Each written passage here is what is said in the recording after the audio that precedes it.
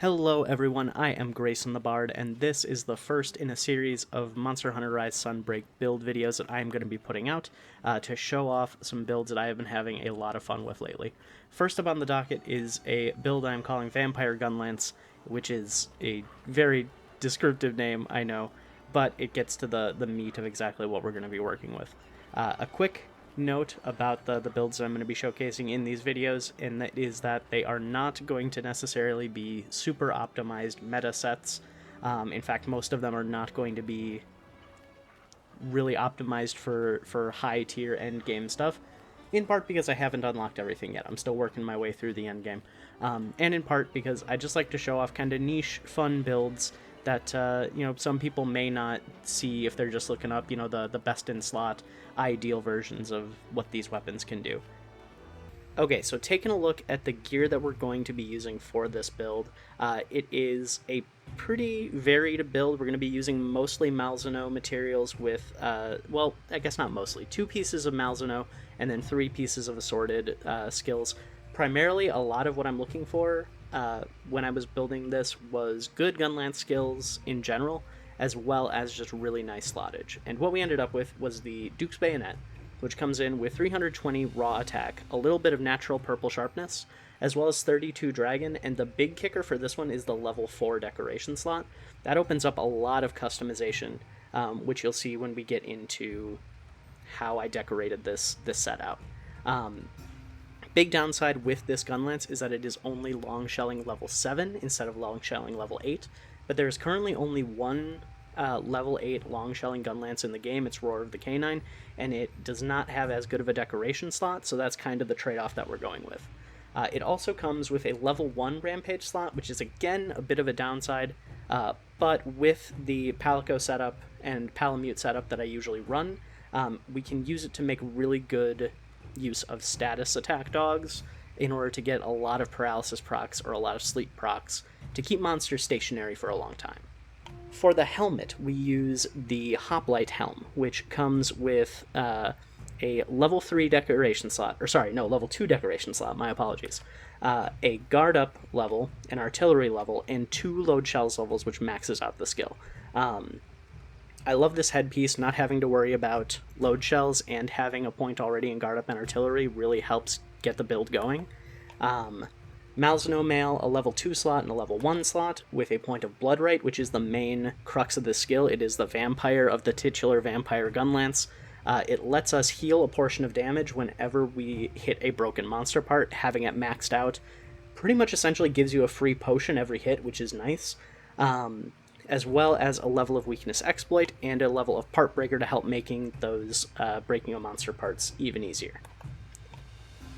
Arms, coming in with 2 level 2 slots and a level 1 slot, is Scholarly Strong Arm. We are taking this primarily for the 2 level 2 slots as well as the recovery up.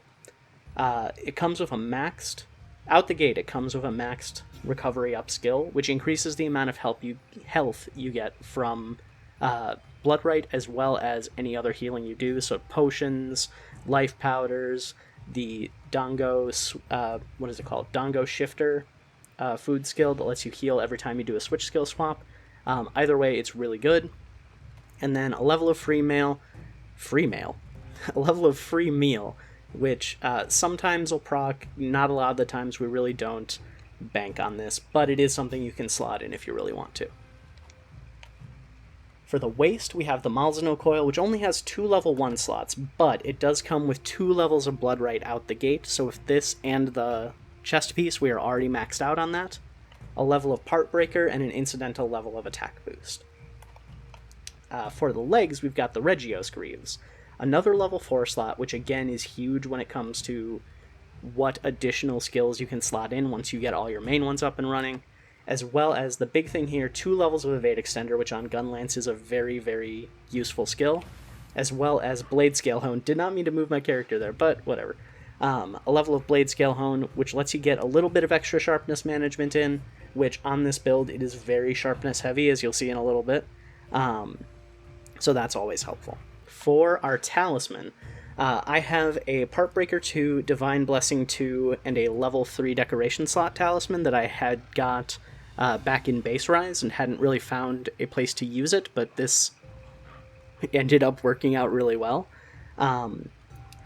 Only downside with this particular talisman that I'm running is that with the Malzeno coil and the Malzeno mail, and this talisman, I am overcapping Part Breaker, which doesn't give me any additional benefit. In fact, it kind of like takes away an armor slot that I could be using for a different skill, which is kind of disappointing. If I get a better Part Breaker piece, or ideally a better Bloodright talisman that has more levels of Bloodright on it, so I can swap out one of the Malzeno pieces, I'll be getting rid of this, but for now, this is the best option that I have. And if you have something similar, if you have anything with Part Breaker level 2 and a level 3 or higher slot, you'll be able to make this build exactly.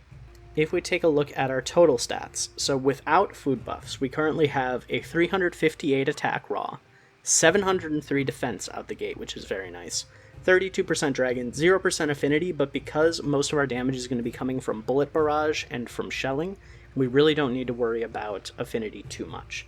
On our switch skill scrolls, we have Blast Dash on red, Quick Reload, Worm Stake Cannon, Bullet Barrage, and Guard Edge.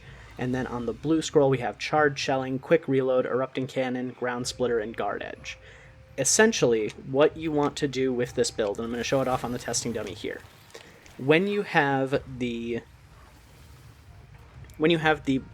ability to do so, you want to use Bullet Barrage to deal big bursts of damage. Switch over to the blue scroll, where you can do smaller, more fast damage while you're waiting for Bullet Barrage to come off of cooldown.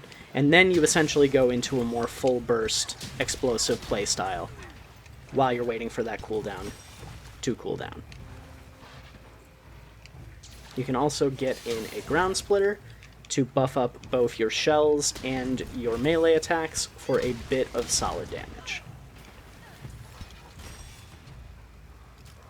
When we take a look then at the overall skill setup, out the gate without any decorations added to it, we are already starting off with Part Breaker level 3, Recovery Up level 3, Bloodright level 3, Load Shells 2, Divine Blessing 2, Evade Extender 2, and a couple smattering incidental skills, an Attack Boost 1, Weakness Exploit 1, Guard Up 1, Artillery 1, 3 Mil 1, and Blade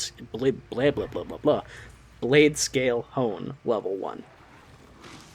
Alright, so I've swapped over to a hunt that I recorded previously of me using this build to fight off an Afflicted Tetranodon, just so you can see how this build performs in an actual hunt while we start talking about the decorations that we're using, as well as the pros and cons of this build, and how you can customize it for your own personal playstyle. A big thing, again, right out the gate that I want to point out is if you take a look at the quest timer in the upper left-hand corner there, you will notice that we are already at 15 minutes on this Tetranodon, and there are still a few minutes left in this hunt. So this is not a build where you are going to be getting sub 10 minute, definitely not sub 5 minute clear times. This is more just a very, very tanky, very defensive build meant. Really, I built it so that I could learn new monsters and still have a lot of fun with the explosive Blast Dash and being able to deal out high bursts of damage. Alright, so now if we take a look at the skill list, this is after I have already put in all of the decorations that I'm going to put in on this build. I am not going to go through all of them, but I will put them up on screen while we're going through what the final skill list looks like. We end up with Defense Boost 6. Unfortunately, I could not get it up to 7, although there's probably some things I could knock out, but this is what I'm working with right now. Part Breaker 3, Guard 3, Guard Up 3, Artillery 3, Recovery Up, Evade Extender, Bloodright, all maxed out. Then we have Load Shells 2, Divine Blessing 2, Speed Sharpening 2, and an incidental smattering of skills, culminating with Blade Scale Hone, which I think I'm going to want to play with to try and get that up to maxed if I can, because it seems like that could be a really fun way to get some sharpness management into this set, which it is unfortunately really lacking on right now. Now this build has a lot of strengths to it. It has very high bullet barrage damage, which is buffed up even further by skills like Artillery and Dongo Bombardier, as well as very high defensive capabilities using a lot of Guard Up, Defense Up, and Guard Boost skills, allowing you to tank a lot of hits that monsters are going to throw at you. Now, we are still in the end game of a Master Rank, G Rank expansion, so monsters are still going to hit you hard, and you're not going to be able to deflect a lot of it, so you are still going to need to heal, which is where the Blood Rite and the Part Breaker come in, letting you get some of that damage back while still being aggressive against the monster. Now, this build has a fair number of downsides to it as well. As you have been no doubt noticing while you've been watching this hunt, and I have been noticing as I've been rewatching it for the editing process, it is very easy to whiff Bullet Barrage. If you time it wrong, or if you are going against a monster that is very fast and agile and can knock you out of it, it's a very easy way to waste 2 wire bugs and not get a lot of that damage in. Another downside is that the healing can be inconsistent depending on the monster you're going up against. Blood Rite is an awesome skill and lets you stay aggressive while still getting healing back against the monster, but it requires you to break parts first. And while that's not hard for a lot of monsters, like Tetranodon here has a big, easily breakable belly that we can target and get good healing back, some monsters have smaller, harder to break, harder to target parts that are more difficult to get good healing off of. Things like Recovery Up and Dongo Shifter can help mitigate that a little bit, but it's still a noticeable drawback. I've also found, and this is a little bit of a benefit and a detriment to the build, that this one plays a lot better solo than it does in multiplayer, and there's a couple reasons for that. The big one being that when you're playing solo, the monster is going to be having its entire attention focused on you or your buddies, rather than having it split amongst 3 other hunters. This lets you more reliably get Bullet Barrage off, and make sure you're getting as much damage out of it as you can. In addition, Bullet Barrage has a tendency to knock players back, knock them out of combos, knock them out of animations, which makes people angry and is not fun to play with. You also get the benefit solo of being able to hunt with 2 buddies. In my case, I really like using 2 status dogs with this build, because it lets you get off a lot of sleep or paralysis procs in order to keep the monster stationary for a long period of time and get in some big, juicy hits. And that's that. That's my version of Vampire Gunlance. I really like this build, and I have a lot of fun with it. I think it's a really, really interesting way to tackle endgame hunts and learn new monsters as you're just getting used to their moves, or figuring out the best timings to go in for attacks, all that fun stuff. But you may be watching this and thinking to yourself, okay, yeah, this looks pretty neat, but I don't really like it, or there are some things that I would change. And thankfully, because of how many slots for decorations this armor has, you can. There are a lot of really cool customization options that you can do to make this build your own. A big one is the defense. If you're going up against a monster that you know really well, like the back of your hand, you're not going to need 6 levels of defense and 3 levels of guard up and guard boost. Those are things you're going to be easily able to swap out for more utility or damage boosting skills. If you are going to be making changes, however, I have a few recommendations for some skills that I think would be the best to keep the same. Things that make the build really shine and that make it what it is, that make Vampire Gunlance Vampire Gunlance.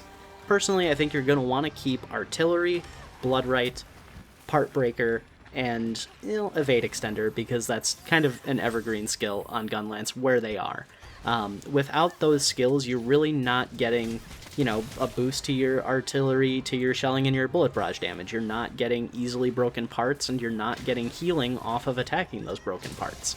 Those are kind of the identity of the build, and I don't think those should be changed. However, anything outside of those skills, I think you can change and shake up, season to taste. I think this build would really benefit from some sharpness management, so being able to swap out some of the defensive skills for things like Protective Polish, Razor Sharp, or maxing out Blade Scale Hone would be a huge, huge boost in keeping that purple sharpness as much as you can to get as much uptime so you're not having to stop and sharpen, even though we've got Speed Sharpener 2 already on it, which, again, could easily be boosted up to 3, and our sharpening doesn't take very long. Not having to sharpen at all means even more uptime, even more being able to block everything that comes your way. And speaking of guarding, you could even add in something like Offensive Guard to get a little more oomph out of your attacks after successfully blocking an attack. But if you are going to add in anything, I highly, highly, highly recommend that it be Wirebug Whisperer, and it is definitely something that I am going to be putting in the next version of this build that I make. It is such a good skill for this, and I am kicking myself right now for not having put it in earlier. So what it does is it essentially makes it so that at base level, any Wirebugs you pick up in the field, putting you to 3, you'll be able to keep longer.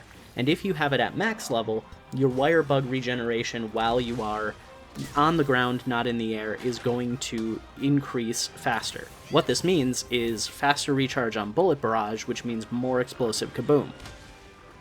We like more explosive kaboom. But no matter what direction you take it, as long as you're having fun, the monster dies, and you don't more than twice, that's the important thing. I really hope y'all like this build, and even if you don't keep it exactly the same, I really hope you at least try and build something similar.